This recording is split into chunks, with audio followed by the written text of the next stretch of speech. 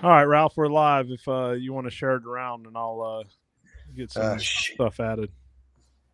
Oh, you Yeah. can't because you're. Hey, you had to turn your phone off, didn't you? Yeah, let me see how it's doing.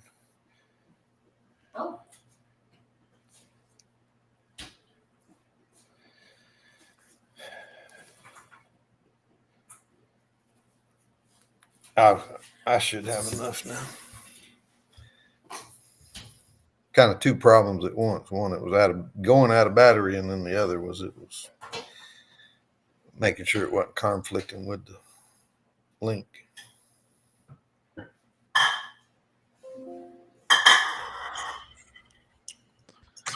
All right, for those of you just joining us, we will get started in a minute. Ralph is sharing it around. He actually got on about Oh, come on. 45 seconds early tonight. Yeah. You had to turn your phone off, didn't Kind of two problems at once. One, it was you? Hey, Michael Beck. Hang on a minute. Something's feeding through. Is it coming through your phone? I don't know. I don't have. Yep, that's what it is. All right, for those of you just joining us, we'll get started. Let me. Hey, Michael Beck, you can take some of this winter weather Yeah, back up back. north with you. You ain't kidding.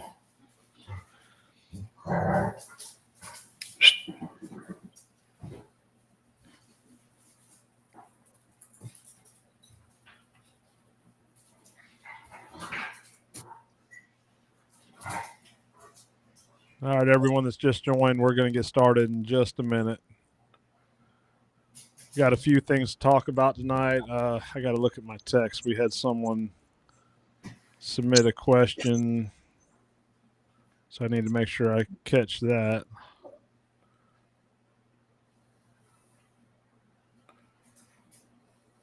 I'm trying to find where it's at now.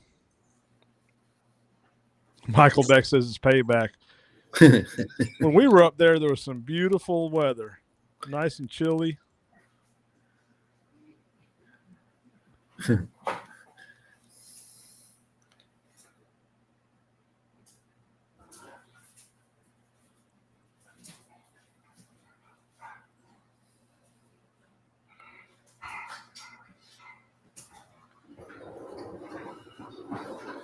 All right, we should be good. All right. Hey, Jeff Still, how are you doing? Yeah, you can. You could have kept that winter weather over there as well. You ain't kidding.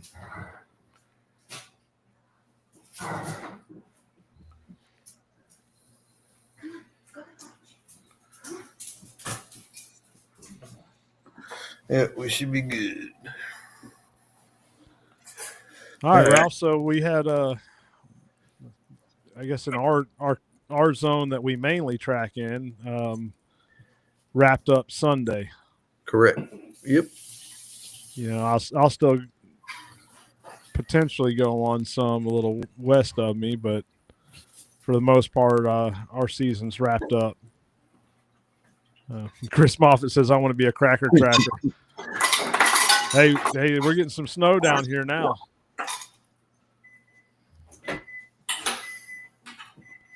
Yeah. So Michael Beck sent me a video of him with no shirt on diving into the snow. Don't worry, Michael. You will not get that video from me.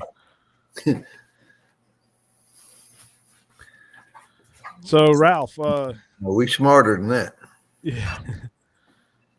So you had a eventful weekend of tracking at your annual event. You want to tell us about it? Well, it wasn't very eventful this year. We got one out of it, but not very eventful. It we come home and hadn't had many calls in the last couple of weeks, and got two Sunday evening. So we didn't get home. Me and Jason didn't get home and to bed till about 3 a.m. But it was Yeah, a good my last. ending. What's that? I said it was a good ending. Yeah, my last track of the season was pretty eventful. Yeah, yeah. You need some agility training. Get out of the way quicker. Yeah, there was absolutely no time at all. You know, That's you would called think That's called reaction time. You need to work on it. you would think the two in front of me would have taken the hit before me. Yeah. But no, so fellow tracker, he doesn't track for the public, but he tracks for the members of his hunting club and some friends. He's got a pretty good dog, a Ladner Cur. He contacted me. His wife had shot the deer, and he tracked it, and it got up. And given that it was the last evening of the season for this area, you know, he called me and said, "What do we do? You know, if we let it lay overnight, tomorrow the season will be closed." I said, "Yeah." I said, "That's probably the right call." But you know, we're gonna have to get some game wardens involved and hope that we can get approval to track tomorrow morning to do it legally. So we discussed it, and myself, him, and John Vaughn, we decided we were going to go out there and go ahead and get on it that night. And I had one of my Catahoulas and I'm not sure what spec is. He's a dog. That's all I can say on him. John brought two Catahoulas and his Ladner Cur, and then Steven had his, and we said, you know what, we're just gonna do what we can do. We weren't sure where the deer was hit. We knew that it was far back. We knew that, you know, we were risking going in early, but given the circumstances, we had to do what we had to do. So we get there, and the dogs just didn't really take to it real good. And, you know, right off the rip, it was about waist deep water, and we were trying to find a way around it. Steven went and got waders while we were on the way there. He had already knew what was going on terrain-wise. So anyways, we were able to get around the water and meet back up with him. The dogs got on the trail, and Steven was in the front. Little John was behind him. I was third in line, and John was behind me. And the dogs were pretty much right there at us. And next thing I know, we hear two quick barks, and the blink of an eye, I had been hit in the upper abdomen by a 10-point buck. And, you know, we talk about, and especially like here in Florida, hunting deer with dogs is really big all over the Southeast. You know, often if you've ever ran deer dogs or any other kind of game with dogs, you know, sometimes you'll turn out on a buck, and next thing you know, the dogs are running a doe out the other side of the block. Or, you know, Ralph, you've probably experienced with your years of fox hunting, you know, they can switch off, they can lose it. Well, we witnessed firsthand what can happen. The deer, after it hit me, it kind of stumbled over towards John Vaughn, and then it ran away from us, and we watched it. The dogs were right behind it. We watched the deer look like it did jump up all fours in the air, just jumped straight up and went sideways into the tall grass and laid down. It happened so fast, every dog overshot it. And, you know, of course, they started going into search mode and everything, but before they were able to work their way back, we were able to get up there and dispatch it. The deer was actually hit far back in the intestines, just in front of the rear legs. I'm not even sure why it just jumped over and laid down, other than it was just trying to hide. because it had plenty of life. But at least we were able to, no one got hurt. Little sore and bruised up, but not hurt. Yeah, both of our last two were leg shots, one front leg and one back leg, but we got both of them too. So that was good ending to the season. Oh, yeah. I'm not going to expound on that any further. Yeah. John and I were talking, we were on the ride home. Him and little John was in the truck in front of me, and we were talking on the phone, and it was just an odd track. They the dogs just never really got on it good, so we were trying to figure out what was going on. Well, once we seen the shot placement, it was, should have known it was just they were reacting like a typical intestinal shot. Even once it jumped, they didn't seem real enthusiastic about it. It's probably they knew that thing had way more life than what they wanted to tangle with at the time.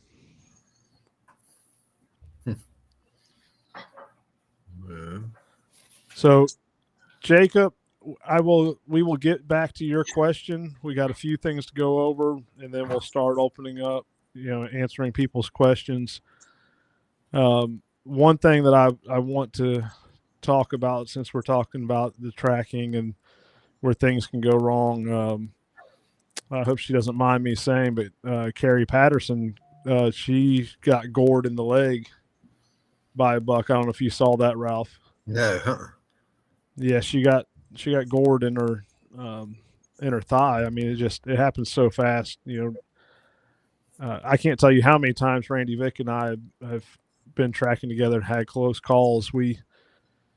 He called me on one. It was let me think which dog it was at the time. It was Reba. He had tracked this buck with Reba, and it was a hot day, and I think it was October, maybe early November, but it was really hot that day. And he tracked the buck, and Reba got hot. And so he called me and said, "Hey, can you back me up? I think that you can get this deer." So we got there. This one was, I think by the time I got there, it had laid overnight, if I remember right. And it was around lunchtime the next day. And Sam jumped the deer, and it ran towards us, and it stopped and squared off at Randy and I. And it chose Randy and put its horns down like a raging bull and took off after him. Randy put himself behind a pine tree, but Zena was able to stop the deer just before it got to Randy. So, I mean, it can get pretty wild out there just before you even realize it. So Darren Miner said, "What was the wait time before tracking on the buck that attacked you?" Sorry if you said that. So Darren, we I will admit we went in way too early, but it was the last night of hunting season. The next morning, season was closed. Like I said before, we made the decision to go ahead and get on it and recover the buck for the woman, knowing it was too early. And I believe, trying to remember, by the time we got there and got to it, it had been about 4 hours.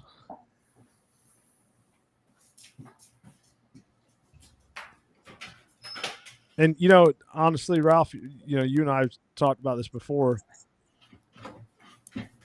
There's always two cases where things go wrong. You go in too early, or tracking while you're too tired. Yep. Those two things where you make your most mistakes. And if it was where you said it was hit, most likely it'd have been alive the next morning too. Your signal's messing up. I don't know what's going on. How about now? And it might be me with this weather here. Yeah. Now, what were you saying? I said, and yours, obviously you didn't know it till after, but yours would have probably been alive the next morning. Oh yeah.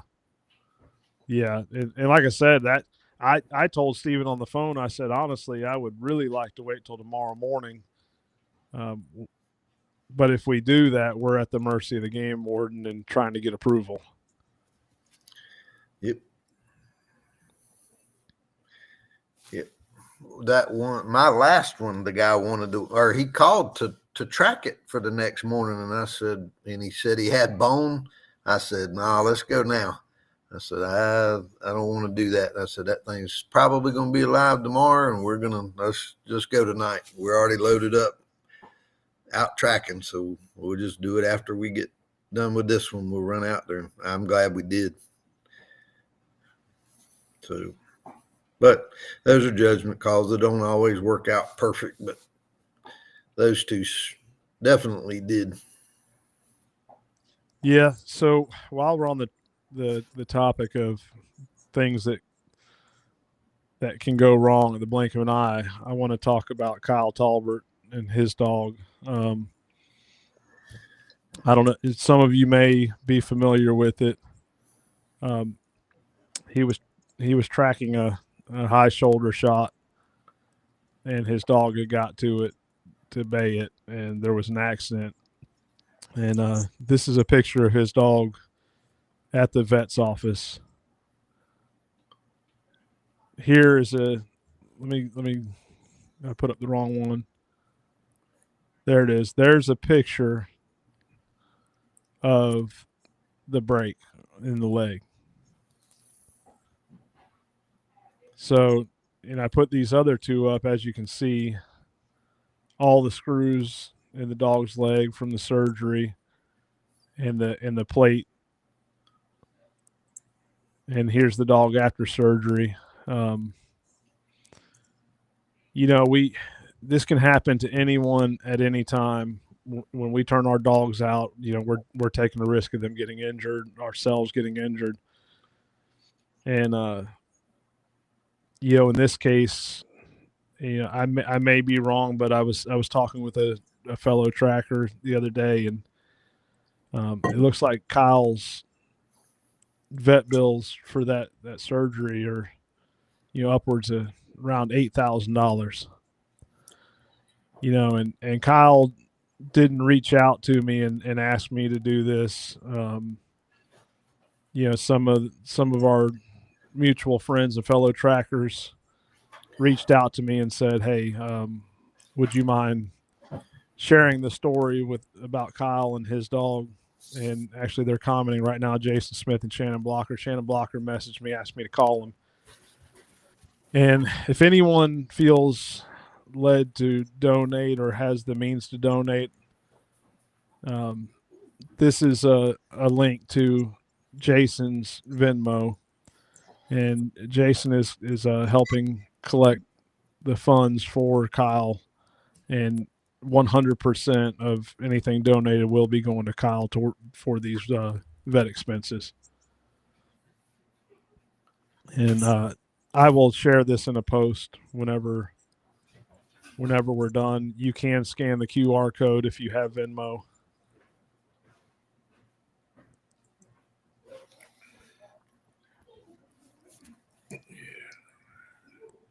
I'll leave that up for just a few more minutes.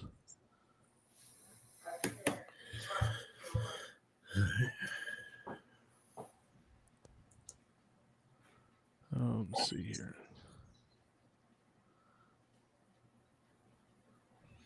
Yeah, and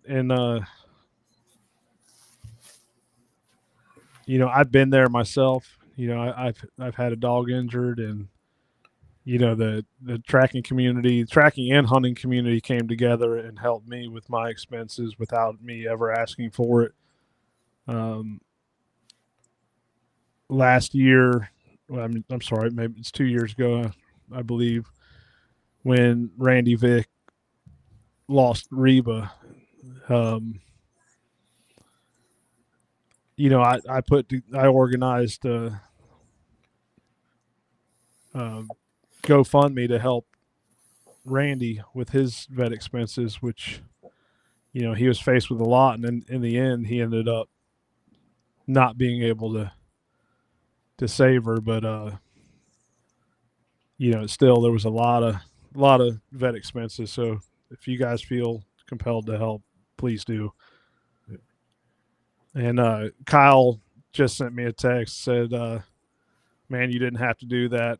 Kyle, I know you do the same for me or anyone else. Yeah. So, and speaking of that, it's okay. Jason Smith said, anyone can message me with questions. I'm fixing to drop the tailgate in this cold weather. Be safe out there, Jason, and good luck. Let us know how you do. Yep. All right, so we'll get back up here to Jacob's question. He says, I'm picking up a bloodhound puppy on Friday. She's 8 weeks old. What can I do to start getting her interested? Planning on letting her play with hides and exposing her to interdigital scent. I'm going to give my opinion, and you can take it for what it is. I mean, I have trained a couple thousand dogs. Let it be a puppy. Yep.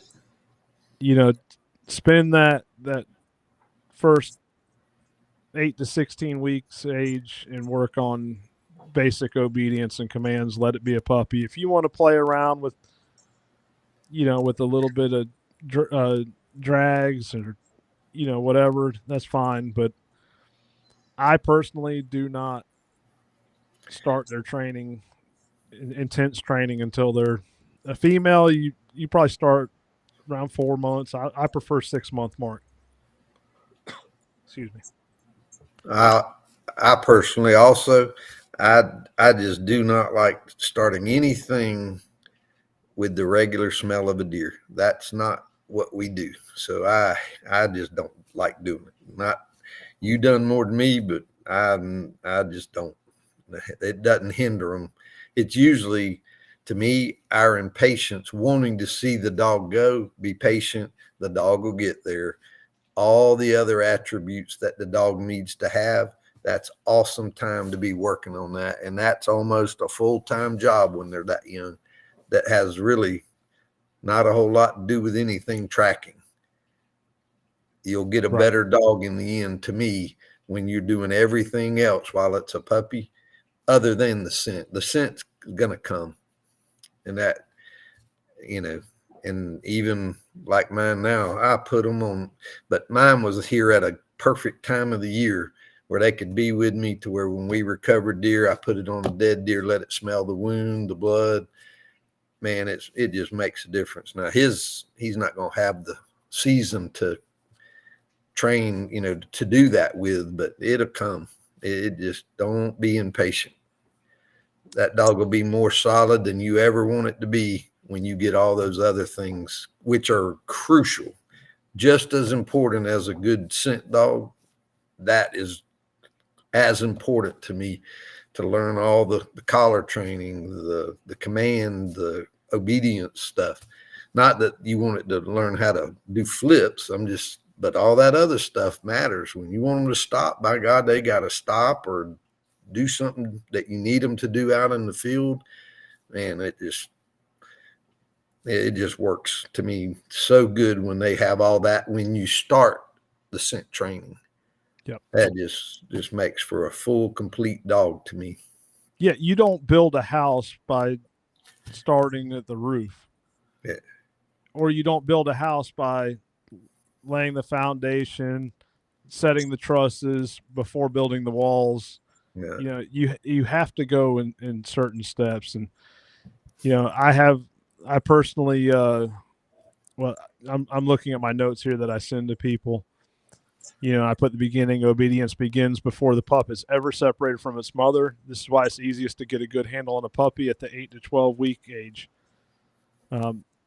8 to 12 weeks is when I recommend focusing on sit, stay, and me personally, sit.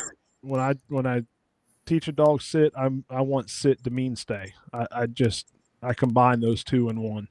That's just me personally. If you want to teach down, place, come, or here, that 8 to 12 week age is the prime time to really focus on those things. Then the 12 to 16 weeks, lots of on leash socialization. Socialization includes people, other dogs, and environmental socialization. Just take your dog for walks on the leash. Yeah. Take your dogs for walks through the woods, and I take them in Bass Pro Shop. that's what I was going to say. Everywhere I go, that's fun to me. And you can't go in one of them stores without 10 people wanting to pet your puppy. That's all good. That's all, because that's what's going to happen if you go to a youth hunt or a veteran hunt or something. They're going to have people all over them, and that's good. Yeah, Bass Pro's a good one. Lowe's, Home Depot, Tractor Supply, all good places. And then, you get through that 12 to 16 weeks of the on-leash socialization. By then you have your sit, your stay, your down, place, your come here, whatever. That 16 to 24 weeks, this is when I'd really like to start with the on-leash obedience, such as heel, not pulling. For a tracking dog, I'm not real big on heel. A loose heel is fine with me as far as tracking, but it's whatever you want. You want to work on the dog not leading you, if not working a scent trail. So that you got to distinguish that. One of the best things that I like to do is, go through a gate. Don't allow that dog to go through the gate before you. The little things like that you can work on that 12 or 16 to 24 weeks. Make the dog sit and stay. Then you call it to come through that gate. Just little things like that. And that builds on the dog working for you. At that age, you don't want to put a lot of pressure on the dog. Short sessions are more impactful.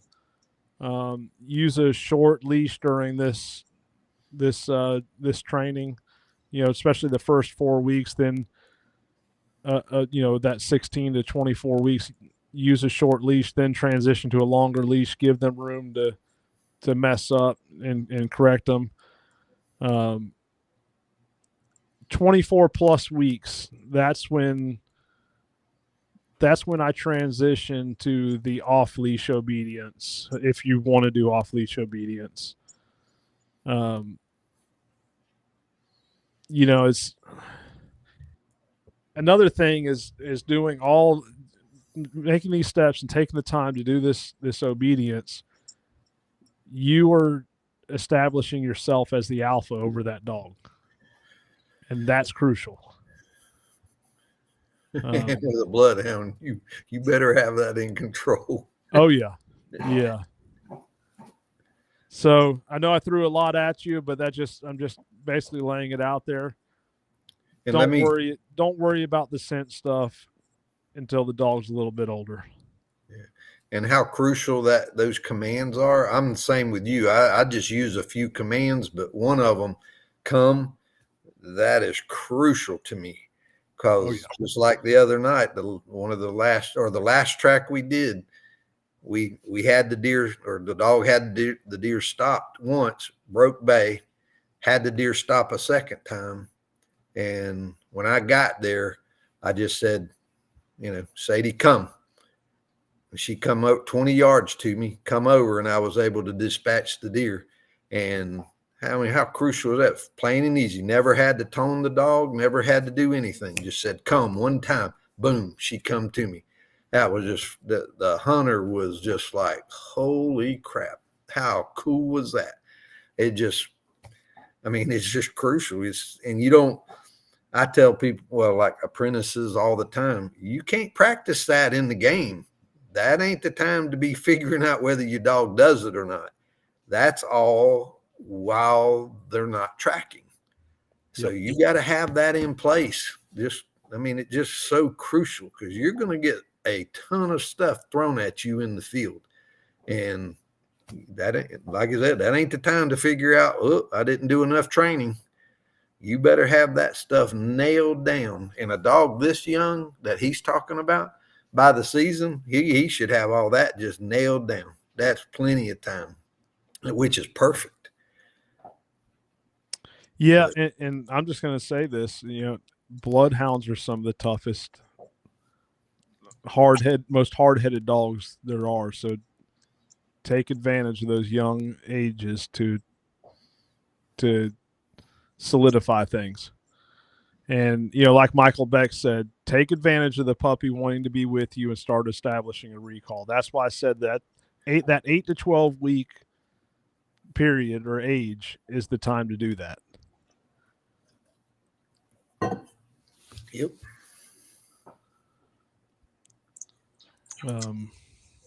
And that goes for any breed, but I had someone contact me yesterday, and they were considering getting a bloodhound for their young teenage daughter. And I said, why a bloodhound? That's the first thing I always ask. And, a lot of people think I hate bloodhounds. We train a lot of bloodhounds. And they make some great trackers, but they're not the dog for everyone. Same thing with a Lacey, a Cur, a Tackle. They're, each breed is not for everyone.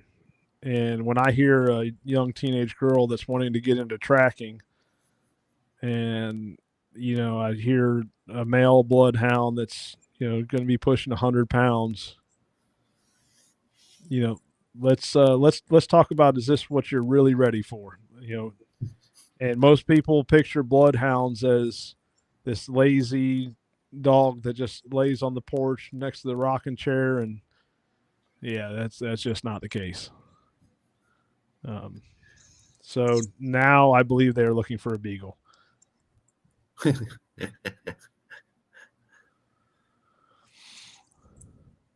So Bob Bluebell said, we came close to a probable injury. We tracked an intestinal the morning after the shot. I was in thick laurel and brush. We're on lead here. I saw the deer at about 30 feet laying flat on its side. I figured it was dead. Sadie went up to the rear legs. I happened to see it try lifting its head and got her pulled back just as it kicked. Lesson learned. So grateful we escaped that. Yep. So I'm going to share a story. I don't even know how many years ago it was now. Brandy could tell you, but I had a shoulder surgery, and she said it was in 2017. And if I remember right, this was 4 days after the surgery. I was still in the sling. No, it was the third day. Anyways, the day before that, Travis Bozeman had called me to track one, and I knew there was no way I could. So I took my dog out there to him, and they recovered one for his son. I believe it was 26 hours. Well, I couldn't stand it. I'm sitting at the truck. I'm trying to watch what's going on, and I couldn't stand it. A call came in the next day, and I just had to go. And I was out there in the sling. We jumped the deer. Xena was burning it up. It was Xena by herself. And it crossed like 3 blocks, and stupid me, it went to run across 1 block, and I was ahead of the dog, and I jumped out with my rifle, and I said, well, I can shoot it one-handed. This, like I said, this is 3 or 4 days after my surgery. I'm in a sling. I pick the rifle up. The deer hits the road. I shoot, not thinking about that the impact traveling from one shoulder in through the next. Well, if that wasn't bad enough, Xena stops the deer, and I hear the deer bellow, and then I hear silence. So I go in there, and Xena's looking at me, wagging her tail, with this big grin on her face. I look at the deer laying there.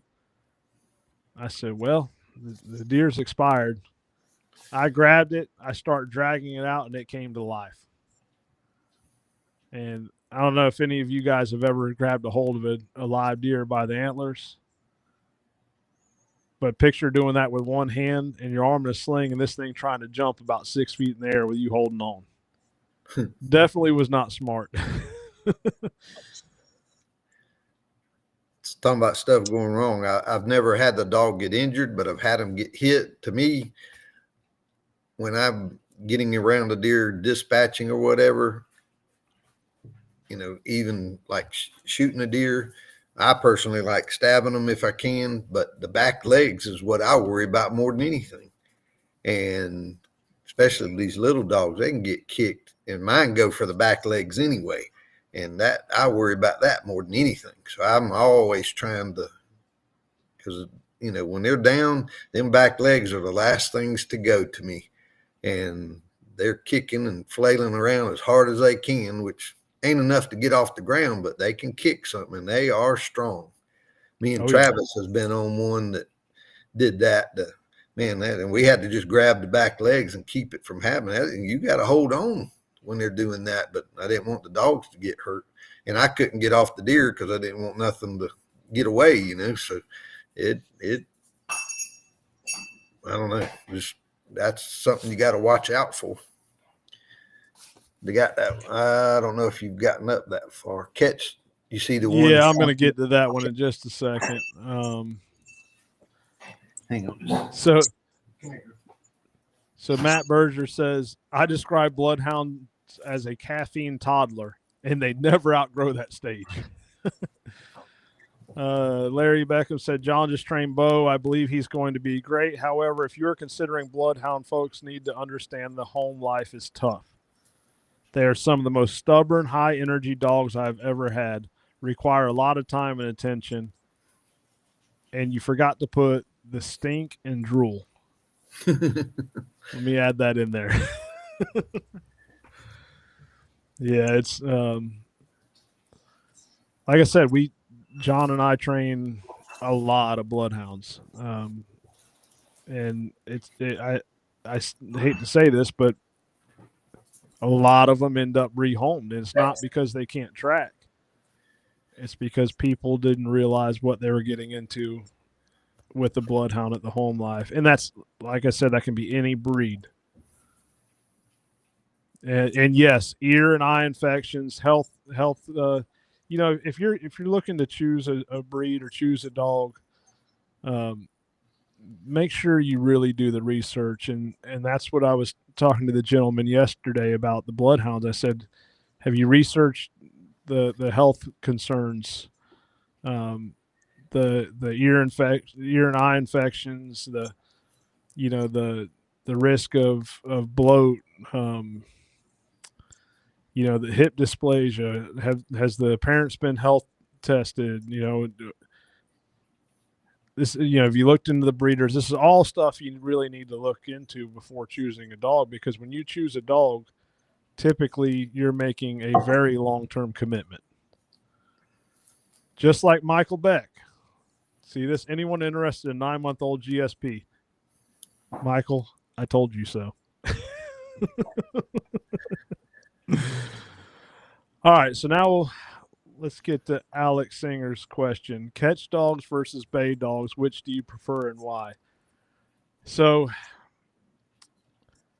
this came up in a conversation with another tracker yesterday morning. And I'm just going to give you my experience. I've had both. I have had both. I still have both. And I will say I will take a solid bay dog over a catch dog every time. And I'll explain why. A dog that is too catchy, too gritty, too eager to go in there and catch, it's just a matter of time before they get hurt. And a lot of times a catchy dog will push deer that a bay dog could have stopped, where that deer would have turned and tried to fight the dog, and the dog would just bait it and stayed back. However, I really prefer a combination of the two. A dog with a good head on its shoulders that has enough sense to know when the deer is weak enough to be caught. If you have a dog like that, you're going to have less injuries. There's still a higher risk than just a straight bay dog, but also they're going to stop them if needed. What's your thoughts, Ralph? Same thing. You can go from, a bit like on the Teckles, it can go from a one bay dog to where the deer won't push versus two bay dogs. Even though they're small, the deer can't handle it. So that tells you can get in there on you just got to be careful with what you're doing. A bay dog can let you slip in there on a deer. And like me, I've mostly had the small dogs. So I've seen situations to where, and the size of the dog matters. Well, yep. There's just so many variables that come into all this. It's kind of not that simple to answer, but I bought a dog this year and she catches. My percentages didn't go up any. It just made life a little easier because we get to a dead deer or we can get a deer that she's holding down versus a bay. But my percentages didn't go up, so statistically, I don't know. It definitely made it easier, but there's so many variables. It's just hard to answer that sometimes. Because there's so many different situations that one of my dogs might have done better than the catch dog. But in another situation, I say better. It probably better from a base standpoint, not the catch standpoint. But like us with a catch, with a leg shot, if I see bone, there's a good chance I'm not even turning out the catch dog first. I have recovered so many where my dog, which not every dog will silent bay, she's going to find it and she's going to go in there and she'll just start circling the deer. And I've killed so many doing that. It's just unbelievable because the deer never even gets up off the ground. Well, that not every time that happens, but I have had it to where you go in and the catch dog and that deer leaves the country because the catch dog's bigger and they ain't going to let it get close to them. Not every time, so there's never a one answer for that stuff. Sometimes I kick myself because I'm like, crap, we should have just let the one tackle out. But other times it works out perfect. So there's just no one answer to this stuff. No, but you dang sure better know your dog so you can have the best chance of picking the best situation because they're all different. Yep. Yeah, and you had a pretty big learning curve in the tracking style of the different breeds. Absolutely. Yep. Sadie, she's like Dixie. You got to stay with her. If you don't go with her, she's coming back too much. The little dogs will go on, but if you follow and stay with her, you'll keep her up ahead, and that probably is a better chance with her abilities. That you're right. I had to learn that, and you got to stay with her. She's not going to venture out a mile, even though she's on the trail. She's not going to get it that far ahead of you. So I've been on Jason because like the other night I called him today. I said, I've been thinking about this. You need to stay up with them dogs a little better. So I said, there's you something to work on in the off season. At first I didn't like that. Sam and Zena, I could just turn them out and they go, go, go, go, go. Zena was a little more like Dixie and Sadie. they took that from their mama to an extent. But at first I was frustrated and I was ready to just hang it up, you know. But the more that I tracked behind Dixie, the more I learned to appreciate what she does, because it allows me the opportunity to really analyze the trail and make decisions on the fly. The other side of that is she will let me know what's about to happen before it happens. You know, she'll perk up, she'll look back at me and give me this look like, all right, it's fixing to be on. And, you know, I can get prepared. You know, that's just a lot of hours behind your dog and learning to read those signs.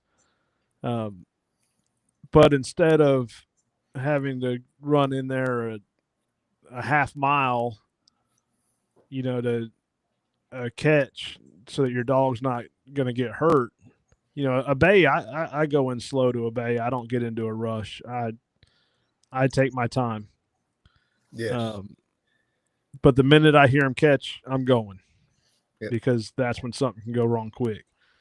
So that's why I said I'll take a bay dog over catch dog every day. And just talking about like bay, everybody puts all the onus on the catch dogs.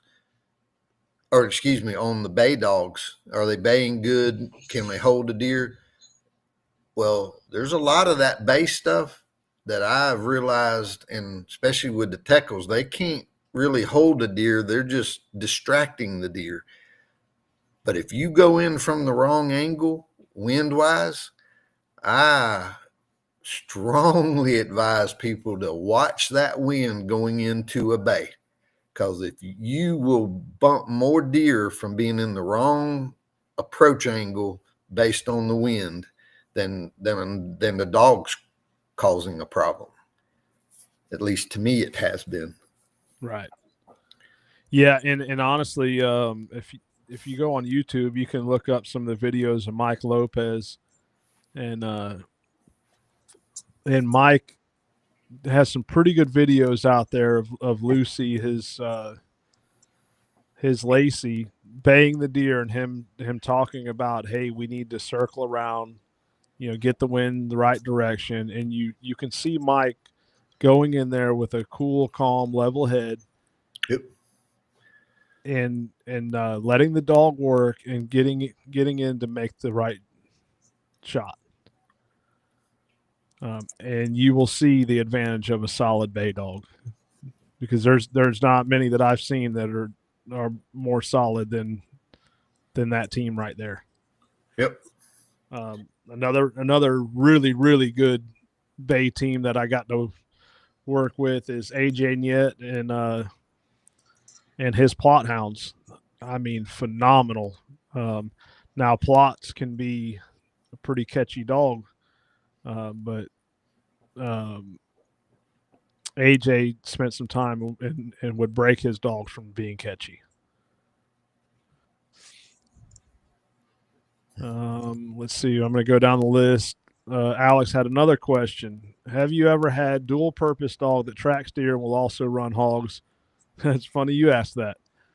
What are the pros and cons? Not doing the hogs with Tigger. She's way too catchy. Thinking on adding something from the Ladner's next breeding. So I'm more of a fan of being a master at one thing rather than a jack of all trades. With that said, I have 2 hog dogs that I recently acquired that are just natural trackers. I mean, they have got it. My concern is what's going to happen when we come across the hog trail. Now, with that said, I have had my tracking dogs get off on hogs. I shouldn't say get off. Come across hogs on the trail, and I actually have a video, and I'll share it sometime, of Xena. We're tracking this deer, and we come up on a big hog, and she's baying like crazy. She didn't know what it was. She'd never seen one before. And it's going to happen, especially if you go to push a dog they're going to want to hunt. So it can be done, but you run the risk of a dog liking one more than the other and jumping track.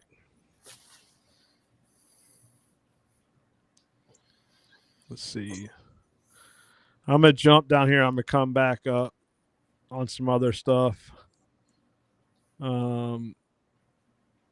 Kyle says, I don't have any broke bays anymore running 2 or 3 really rough and catchy dogs. However, I've had a few vet bills also.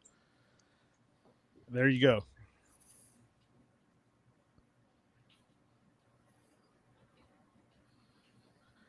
And while we're on the topic about bay versus catch, the conversation I had with the gentleman yesterday that was asking about bay versus catch, and where he was rolling into that with was leg shots, lethality of leg shots. Should we really be trying to stop them? How many dogs is too many dogs? And at what point does it become hunting deer with dogs? Here's my response on leg shots, and you guys can share your thoughts. But Ralph, how many calls for leg shots a year would you say you get? On average, 20 to 30%, if not a little more. I get a ton of them. Yeah, so probably. You're talking about how many or a percentage? Yeah, how many? 30, 40? Oh, easy. Yes. Okay. And I'm probably right around the same, somewhere 30, 40, maybe 50 sometimes. So just between you and I, let's just call it 50 between the two of us. We'll lowball it. Ralph, how many 3-legged deer did you see harvested this year? How many? Yeah. Not by tracking. I'm saying just the hunter harvested and shared a picture on social media or called you and told you that they shot a 3-legged deer. Very few, if any. Can you think of any this year that you got called on? Only if it, or that you saw that someone recovered a 3-legged deer? Only if it was maybe a high shoulder, clip the frontal shots and they go in and the deer, they tracked it themselves and you see it on some things. But no, because nobody finds them. Typically, the deer get up. But what about one with a leg blown off? How many have you seen harvested this year? Not from just hunting or tracking. I haven't either. So let's just say 50 to 60 deer that you and I tracked this leg shot. Yeah. Okay. And we haven't seen one recovered. That tells me that's a pretty lethal wound, a mortal wound, that they're either dying of infection or predators are getting them. Something is happening because we see all of these leg shot deer. Right. We're just 2 trackers. We're sitting here talking about 50 to 60 in one season.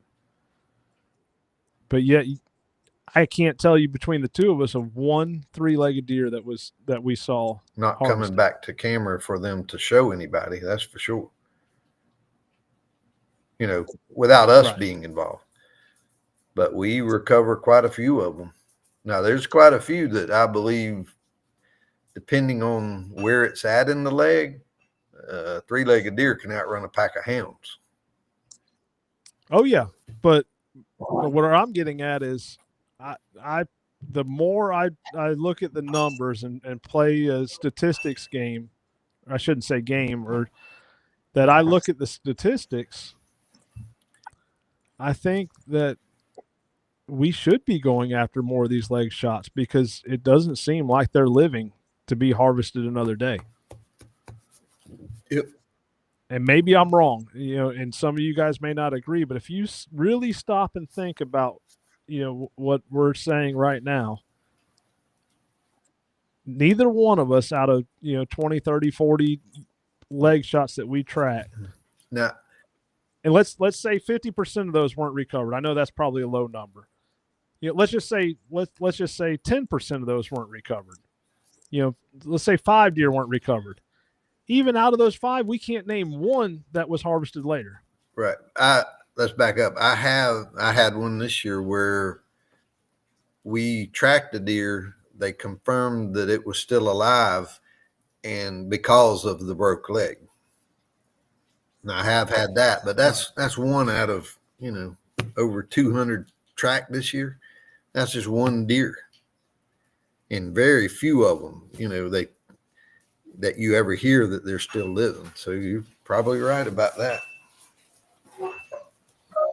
Yeah, Kyle Talbert says a ton of deer get shot in legs, and it's very rare to see one. Yep. So I think the people that have the mindset of a leg shot is not a mortally wounded deer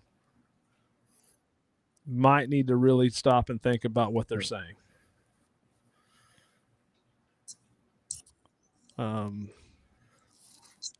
So we'll continue on. I think some of those that make it tough is when it's shot, but the dogs aren't picking up. It's like they're not putting off much of a pheromone or something. Sometimes that. Yeah, because the health's not declining enough. That makes it tough sometimes. That doesn't mean the deer's not going to die, but it makes it tougher. Oh, yeah. Now, John and I, we have some training tactics that we do if we especially if we know it's going to be an off-lead dog that, in some of these states that can run one down. We do have some training tactics that we use to assist with that. All right, we're going to move on. Tommy Jackson, how bad did y'all panic the first time a collar went dead on an off-leash track? Had my first experience a couple weeks ago, and my dog jumped the deer. Luckily, she had good callback. I blame myself. I have had it happen. I'm not going to say I haven't, but I am definitely way more cautious about it now. I make sure I keep plenty of collars on hand, and I turn them out with a full battery or pretty full battery. You're going to panic, but again, that's where that obedience comes in. Recall. I horn break my dogs where I can beep the horn and they'll come back. A solid vocal command. I mean, let's just be honest. Your dog's out there, 5, 6, 7, 800 yards. They're likely not going to hear you holler, especially if they're baying or whatever. This happened the other night. We had a leg shot, lower leg.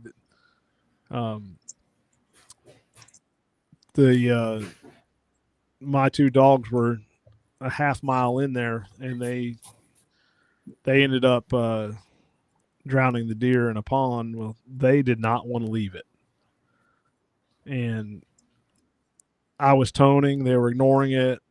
I used the shock. They were ignoring it. I was able to drive around the block. I hit the horn, and they came right out. So there's value in horn breaking one. Whistle, another one. Yep. All right, we'll move on. Bobby Little. I have a 4-month-old Bavarian Mountain Hound. I want to work with her, but the weather here is single digits or very windy. Think it will make a huge difference if I can't start working her till it warms up. It will not matter. Like I said, I prefer to not even start a dog on the trailing side until they're 6 months old on as far as serious training. And you can go back, rewatch the first part of this video once we're done, and we went into more depth with all that. Darren Miner says, I can relate to what Ralph is saying about the little dogs and deer. Fritz, Wirehair Dotson, has gone nose to nose with several live deer. It's not until I approach from the end of my 40-foot lead that the live deer bolt. Jump down here to Travis Wilson, says, had a things go wrong close call this season. My main dog bumped some coyotes off a deer as he entered a thicket, and on a 19-hour-old line in daylight, they did not want to give up the deer, and it got dangerous for me quick. I thought he had got the deer up when I saw his crazy movement on the handheld.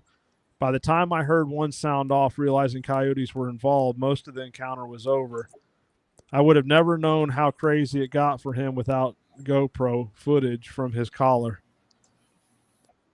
I had to fire a shot at one of them to get them to leave. We were able to restart at Last Blood and make the recovery. He did have a minor puncture wound in his leg from what I believe was a bite. I can see in the video where he got nipped.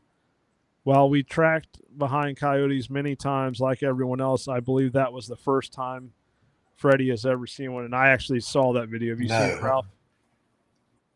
Yeah, it's pretty wild. And we actually I've experienced it quite a bit, but Jason Byer went with me on a track last year, and they tracked to the deer, and they were both showing treat at the deer, and then Dixie took off barking. Well, she was running coyotes off the deer. DG stuck with the deer. Dixie was going to fight the coyotes. Yep. And she has done that before. I mean, we've gotten to the deer that the coyotes had just recently gotten on, and she's running them off. And that's one of those instances where you better follow behind that dog, because a lot of people would think, oh, that deer got up and left, it's alive. Well, that deer was laying there dead. She was running the predators off of I've had that happen with Camo. Come off treed, then come off and barked. And when I wasn't far from her, got to the deer, and a little bit of the back cam was missing. And she hadn't been there long enough to do that. And she was standing about 40 yards from the deer, just standing, looking away, barking. So I knew what happened. And after we looked at everything, it was like, there was a darn coyote on that thing, which that's pretty tough for a teckle. If that coyote wanted to stay there, she'd have probably been in trouble. But just especially if there was multiple. But that's happened a handful of times with me. I'm, just kind of speculating on what happened, but they don't leave a deer just to leave a deer. And so that's a little worrisome. And shoot, where we're at over here, I know in Florida, well, Georgia too, bears are, they're getting to be more and more of them. And we hunt in a place that we worry about that going in, because like where we go, you have to be sitting at the gate in the evenings, or you won't even have time to get there by the time the gates close. So we always track the next morning. Well, that place, all the nuisance deers seem to come to that place, and they put them in Camp Blanding, and that place is just eat up with bears. And I worry about that a lot. I track really close, toning. A lot of times you're supposed to be on lead anyway, and I stay close because I'm worried about them getting on to a dead deer with a bear on it. And that's a little hair raising sometimes. Yeah, the bears are bad. We're in my area, really, really bad. Well, you've tracked in my club. You see, that's prime bear country. Thicker than crap. Nasty. Oh, yeah. And the other thing is a lot of people doesn't think about is hogs. Yeah. Hogs will eat a dead deer fast. Yeah. Was it last year or the year before? I can't remember if it was last year or the year before. I think it was the year before. I made a call to wait on a gut shot deer, which is almost always the right call. But we started tracking it, and I look up, and there's a bunch of hogs, and my dogs are going straight to them. Well, here I am getting frustrated. I'm like, why the heck are these dogs trashing on hogs? And I tried forcing them in another direction, and they kept wanting to go back, and I was getting frustrated. And the hunter walked over there, and the hogs were on the dead deer. he literally had to hit the hogs with the end of the rifle to get them off the deer. Meanwhile, I'm sitting there second guessing my dogs because I see a pack of hogs.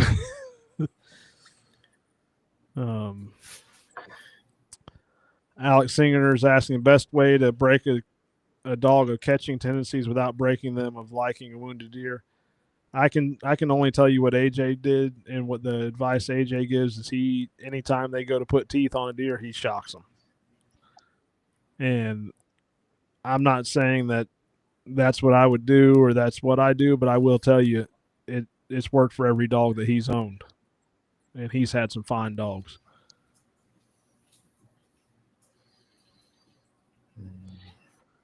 All right, here we go, Ralph. Leg shot on lead versus off lead. Obviously, it's going to be a whole lot easier on lead. I mean, off lead.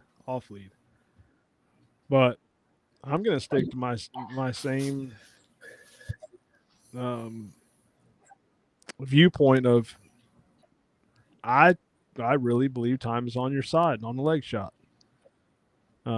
because you don't know what else may have been hit. Yeah, I go in quick. There is no wait time to me. Just like the other night, 2 of them that night. I went to both of them as fast as I could get there. Yeah, but what was as fast as you could get there? You had other tracks. Yeah, 2 hours on one, and probably ended up being 2 to 3 hours on the second one. Right. I don't believe in just as soon as you get the call dropping what you're doing. No. Leg shot. But I'm not waiting till the next morning. No, I'm not going to wait till the next morning, but I'm not going in before no less than 2 or 3 hours.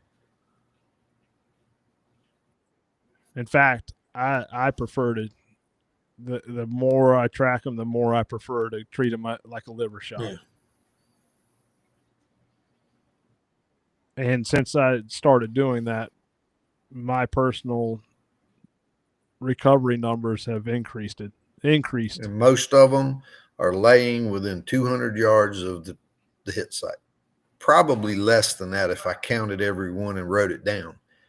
I think you get to them fairly quick.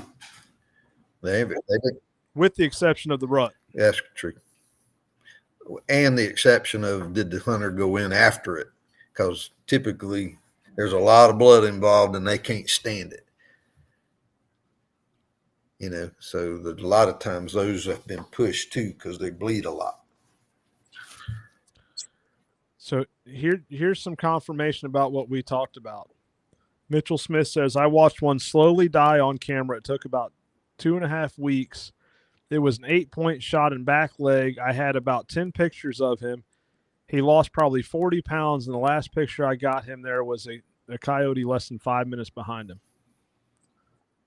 That confirms, what I've been thinking all along as I really sat down and analyzed everything and look at the number of leg shot deer versus the number that you see harvested. Everything's pointing towards these deer aren't living.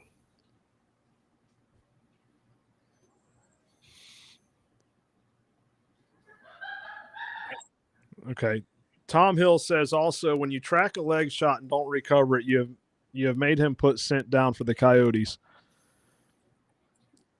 I agree, but at that point, it doesn't matter either way. I mean, the deer is going to get up eventually and start moving and putting the scent out there.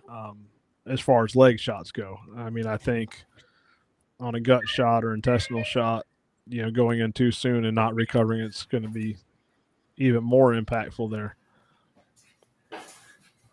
Yeah, I think gut shots are worse when you do that because it don't take long for that scent to get through that air.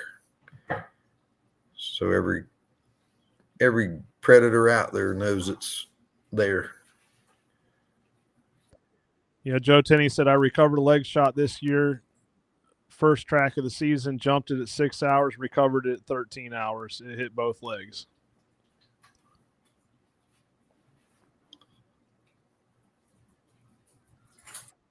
Here's another one. Mike says I've had a black buck leg shot and was killed 2 weeks later by coyotes.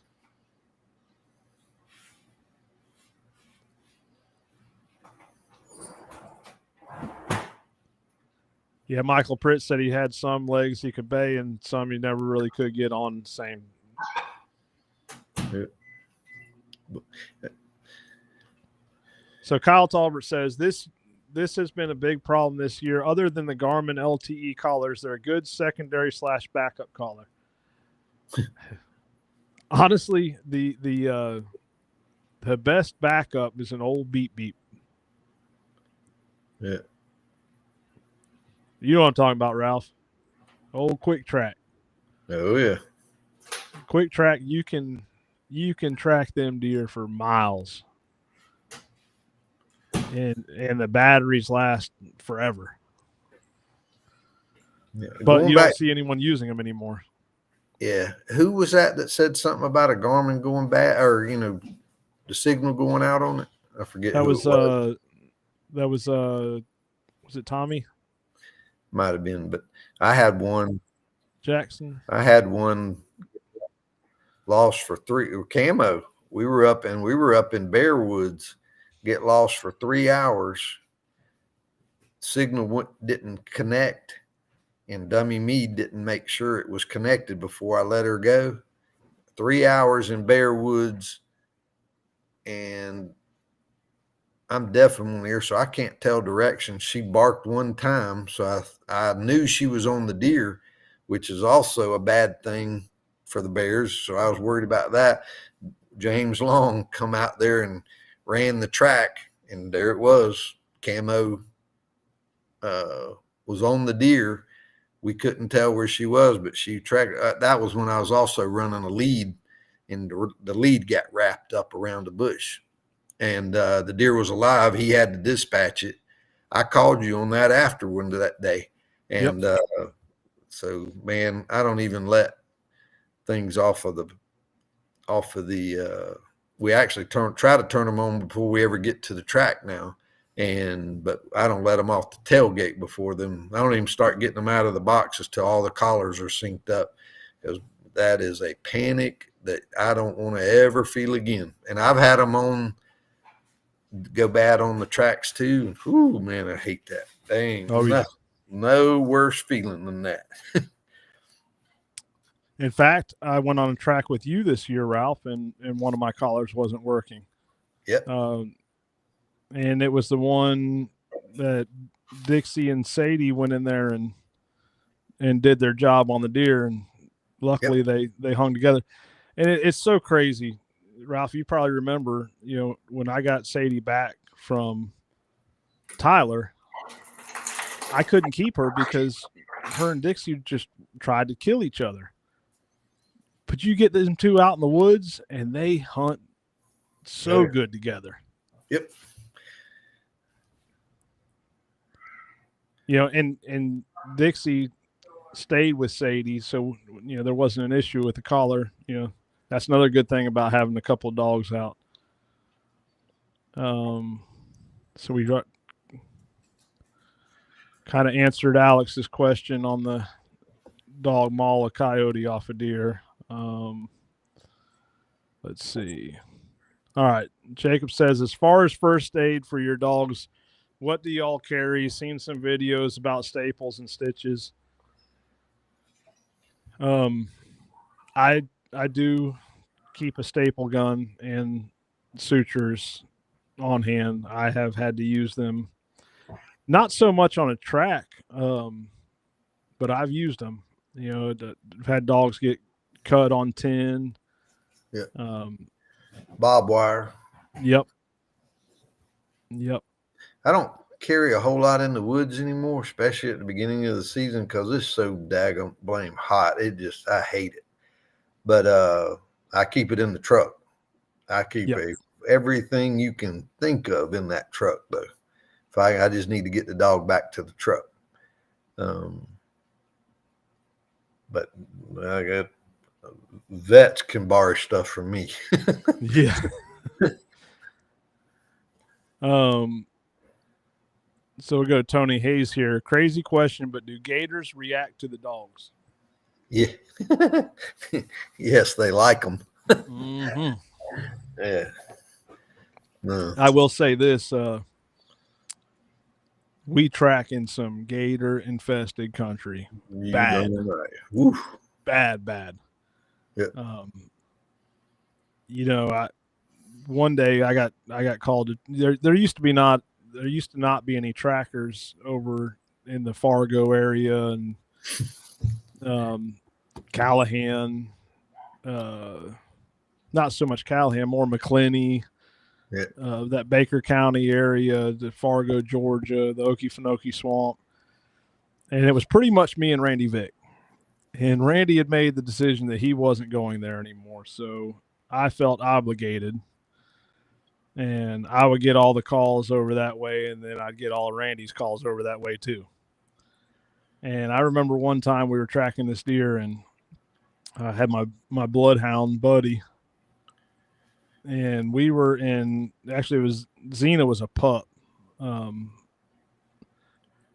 we were in almost chest deep water in the Okefenokee Swamp tracking this deer.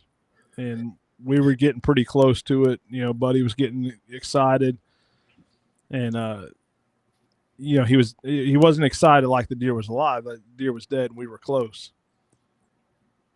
All of a sudden, I felt something brush up against my leg, which is not a good feeling when you're chest deep in the Okefenokee Swamp. And I look over, and Buddy came up out of that water like he jumped straight up out of the water and was walking on water, and he left. He was gone. When that happened, Alex, the guy I was tracking for, I think he walked on water getting out of there. And he said, "We're done. Let's go. We're done." There's no doubt in my mind that it was a gator going after that dog. Yeah. I hate to bring it up, but Randy lost a dog to a gator, and some others, Jacob Burnham. I have not yet, but I can tell you that the year after Randy lost Annie to the gator, I got called to track on that same plantation. Yep. And we were tracking. It was the same stand, the same hunter, and this deer was dead. And the hunter said we were literally tracking the same exact trail that Annie was tracking the night that happened. And we got within 200 yards of the lake edge where it happened. And he said, "All right, we're done." I looked at him. I said, "This deer's dead, and I think we're close." He said, "I don't care. I cannot relive what happened." He said, "We got to go. Let's go now." I said, "Yes, sir." And I loaded the dogs up and we left. Yeah. I have left. I was actually tracking for some game wardens. Well, me and Jason were tracking it at that youth hunt the last weekend.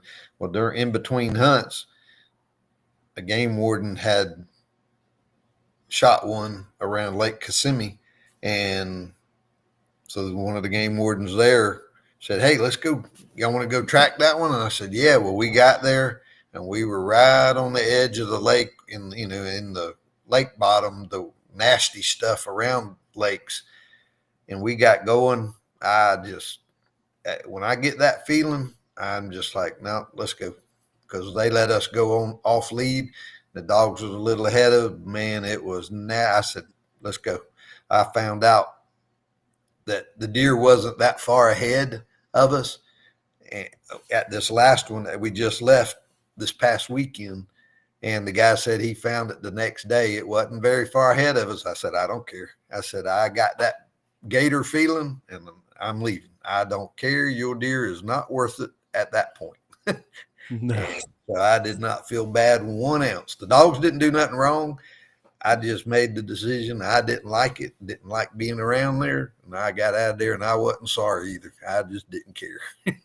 So when I get them feelings and we get back in them, like you're saying, You get back in there at nighttime in some of them gator infested areas, that I've gotten to the point I don't give a crap no more. A lot of times, like you're saying, when you go to like what is it, Benville Plantation, Ooh, other that's a places bad one. that are just terrible about it, I'm not getting near the places, and they don't always stay in water either. They travel, and you can get in little ditches that don't even hardly get the gator wet, and they live in them. I just hate it. I don't even. Yeah, I've got a picture that I can share of. There's a little water hole underneath a feeder in our hunting club. That this gator is probably 11-foot gator, maybe a little bigger, had laid in that water hole, waiting for hogs to come to that feeder, and we got a picture, trail camera picture of that gator with about a 80-pound hog in its mouth, where it laid in that little tiny puddle of water, waiting on the hogs to come in and feed. Yeah. You know, so think about that the next time you walk into a shot site. And for you guys at tracking states that allow baiting, what loves a corn pile? Mice. Yeah. What loves mice? Snakes. Yeah. So always be careful when you're walking into a bait station. And talking about a gator story, and I know I told this story before, Perry Lawrence is on here. You know, the first time I tracked for Perry, you talk about gator infested area, you know, and again, it was right after I had a surgery. Actually, it was that year I had shoulder surgery. So Perry's been tracking. That really kicked him off tracking for the public. But anyways, you know, I couldn't go in the water. I handed my Garmin and my pistol to his son, and he goes to step in the ditch. And next thing we know, he is disappeared and his hat's floating. Well, he gets across the ditch. Perry follows behind him. They get in there, and they got within, Perry probably remember 30, 40 yards of the deer, saw a big gator, and said, "Call your dogs out. We're done." But my dogs were in there on that deer, and I had no idea. I had no idea there was a gator there. Nope. So we're getting down here, people talking about the Garmin stuff. Michael Pritz says the 200s take a while to sync up versus the 100s or the Astro. And Alex talking about Garmin's lose connection stupid fast while running in the mountains. The only thing that helps really is the Reach extra long range magnetic mount antenna. All right, let's talk about syncing up. One thing to keep in mind, Michael, it depends on where you use that Garmin and those collars last. If you're a long ways from where you last used them, it takes a long time to sync up. So what I do is when I get within 15 minutes of where I'm tracking, I turn the handheld on and the collar on. And typically if I'm tracking all day, I have multiple tracks, I'm turning it on, I'm leaving it on. Yeah. Especially these 300s and the TT25s, they're going to last. And you can also, one of the other backups that happen, it helps to have extra collars too. Yep. That you might not use or switching them. One can sync up really fast where the other one might take 15 minutes to sync up. So I've got others that I can trade out real fast if one just didn't syncing up, and that you just never know. And it could be one that you've been using. The TT25s and the 300s with the new battery system in them, that makes it really nice you can track all day. You can track all weekend pretty much. You don't even need to turn stuff off. They're just awesome. Oh yeah. Yep. Mitchell Smith, Mitchell's one that tracks in that Okefenokee area. He said he tracked one on the north side of the swamp. As he walked in, the hunter casually said, "Don't let your dog go over there." He said there was a 10-foot gator eating a hog I shot over there when I walked into the stand. And Jason Bell says, I've killed a couple of rattlesnakes at a corn pile over the years, stalking rats and squirrels probably. Yep. Yep. We man, we covered a lot. Yeah. That one, hold on, Perry asked a question down a little bit. He said, does the scent go away after a while or go away a little off a leg shot after a while? That makes sense, but okay, so I think I know where he's going there. So if you study,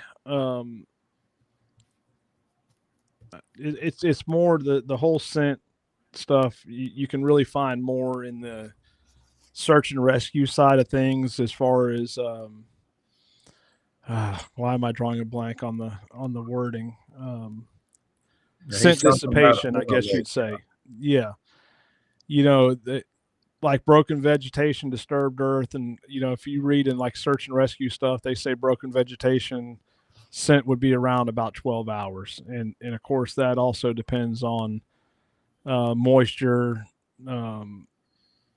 your humidity, your ambient temperature, and when you don't have when that deer is not releasing the declining health pheromones as much, because the health isn't necessarily declining on the leg shot, so you're relying more on that the bone marrow, the bone marrow, the broken vegetation, your disturbed earth. If you follow that, then yeah, the scent is probably going to dissipate a little quicker. But even then, you're talking 12 plus hours. Yeah. I had a situation just a few weeks ago where we went in. Once we got there, the hunter said he shot it good, but he didn't want to go in the woods and disturb the deer. He wanted to wait a little bit. So we went in with just the Teckles and didn't have a catch dog with us. And it was a bad decision after we got there. But they got in there and jumped the deer. Once they did, we pulled out and decided we'd come back the next morning. And the dogs couldn't hardly do anything with it. So to me, that tells you whatever it is, whether it be, the regular deer scent on the vegetation, them just traveling, the blood, but the next day it had disappeared, which tells me there's not a lot of pheromone scent in there, and we could never get back up on the deer. And so, there's just, but every situation is different too. Yeah, that is very true. I had some texts coming in, everyone wanting to know about the snow in Florida. There's a lot of snow. We've just had a few flurries in my town so far, but we're looking at about 2 to 3 a.m. here. What's that, Brandy? Yeah, they're predicting our town to have 2 to 3 inches tomorrow morning. So, and no, Michael Beck, I will not be posting a topless snow angel video. We're gonna save that for Ralph. Yeah. Just waiting. Brandy, Michael Beck said he needs a topless snow angel video. You got to check out the OnlyFans. Yeah. You still got your account? Well, people only see my feet on there. Hey, tracking gets expensive. That's it. Ooh. Well, I hate to run, but I'm going to have to be getting here shortly. Yeah, that's what I was going to say. Fixing to have to wrap it up. It looks like I probably will not be working tomorrow. I just got a text saying the state is likely going to shut down the job sites due to the weather. So I have been behind on getting these up on the audio podcast platforms. So if they do in fact cancel tomorrow, I will try to get these put onto the audio podcast platforms on Spotify and You see that? iHeart, and Apple, and all the others. You see that from Joe? 15 below in Ohio. Woo! Yeah, Lord. yeah, but it feels like 15 below here. Big sissy. Jeez. I can't handle it anymore. Oh goodness, man, that 15 below brutal. My I say wife- I ain't ever been in that cold of weather, so I don't even know what it's like. Woo, don't want to. Yeah, my wife has got the heat on in the house, and you see I'm still in a jacket. Yeah. All right, so Yep. We will catch y'all later. Yeah, Enjoy. we will be back on next week. We want to thank everyone, and I want to put this up one more time for those that didn't see it. You know, Kyle Talbert's dog got injured, and on a track, and I'm just going to run through these real quick. That is the broken leg. There's a plate they had to put in. There's the screws. Very, very high vet bills, and this did happen on a track where he was tracking for the public, helping people out. And if you feel compelled, or if you're able to help donate, this is Jason Smith's Venmo. Jason will make sure that everything 100% goes to Kyle, and I will make a post about this, and if y'all are able to help out, please do. And we will be back. You're good to be back on next week.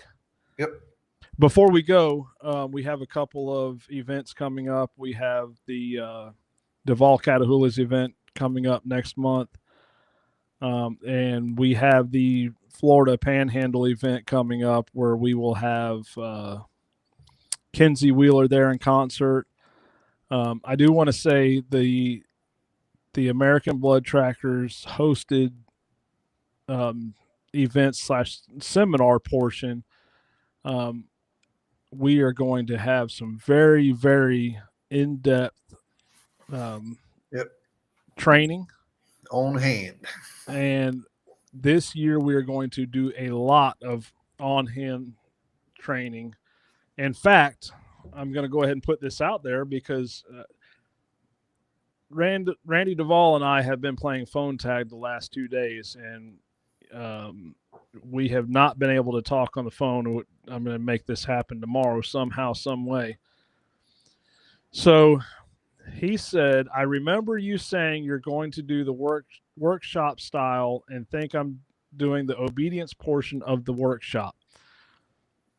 So at our Panhandle event in Kynard, Florida, Randy Duval will be doing the basic obedience, or I shouldn't say just basic, but he will be doing the obedience.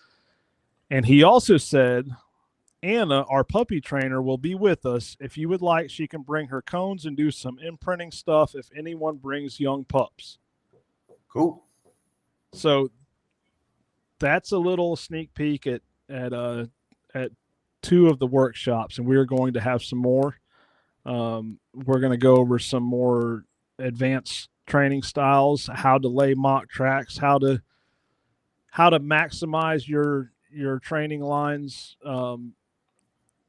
because we're all busy, in today's times. So we will have some workshops on how to do that. Talk about Stockton before you get off.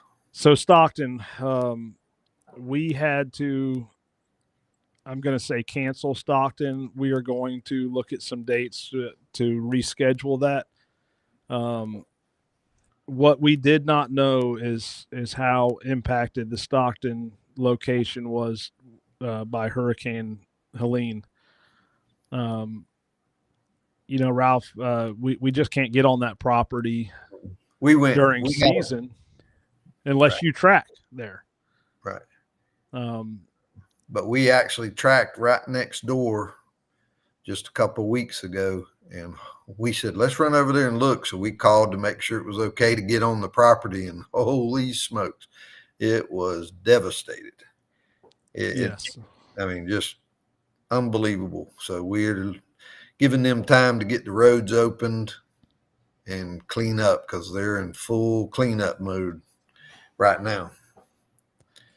Yeah, and before I forget, so we are going to, Tony, Ralph and I is going to get together this week. We have some structural, I shouldn't say changes. We're going to be looking at some structural things for our organization, and part of that's going to include having I guess you'd say an event coordinator. But with that said, Ralph, before I forget, I'm just going to say it on here. I was contacted by a couple of gentlemen in Michigan. So tomorrow, if you have some free time, get with me so we can Right. look at that. Yep. And Kayla's, I don't know if you want to say it, Kayla Tyre said she would do that, the event thing. Awesome. Yep. So yeah, and if you're free later on tonight, Ralph, give me a call and we'll try to coordinate something to get this moving. Okay. All righty, everyone. We appreciate you, and we see will y'all be back next week. Yep.